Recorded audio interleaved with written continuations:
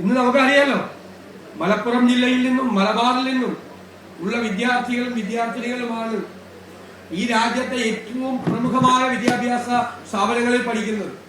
ഇന്ത്യയിലെ ഏറ്റവും റേറ്റിംഗ് ഉള്ള ഏത് വിദ്യാഭ്യാസ സ്ഥാപനത്തിൽ നമ്മൾ ചെന്നാലും മലപ്പുറത്തെയും മലബാറിലെയും കുട്ടികൾ അവിടെ മെറിറ്റിൽ അഡ്മിഷൻ നേടി അവിടെ പഠിക്കുന്നുണ്ട് എങ്കിൽ അതിന്റെ പൂർണ്ണമായ ക്രെഡിറ്റ് സമസ്തയ്ക്കുള്ളതാണ്. സമസ്ത വിദ്യാഭ്യാസ രംഗത്ത്, മതപഠന രംഗത്ത് മാത്രമല്ല മറ്റു പൊതുവിദ്യാഭ്യാസ രംഗത്തും ഉണ്ടാക്കിയ ആ മാറ്റമാണ് യഥാർത്ഥത്തിൽ പലരും പല രീതിയിലൊക്കെ പല കാലത്തും വ്യാഖ്യാനിച്ചിട്ടൊക്കെ. ഞാൻ ഈ വേദിയിലൊന്നും അത് പറയില്ല, അത് പറയാൻ പാടില്ല. ഇവിടെ പല രീതിയിൽ വ്യാഖ്യാനിച്ചിട്ടുണ്ട്. മലപ്പുറത്തെ കുറിച്ചും മലബാറിനെ കുറിച്ചും ഒക്കെ ഓരോരുത്തരുടെ ഇഷ്ടാനിഷ്ടങ്ങൾക്കനുസരിച്ച് ഓരോ കാലത്തിനനുസരിച്ച് ഓരോരുത്തരെയും തൃപ്തിപ്പെടുത്തുന്നതിന് വേണ്ടിയിട്ടൊക്കെ പറഞ്ഞിട്ടുണ്ട്.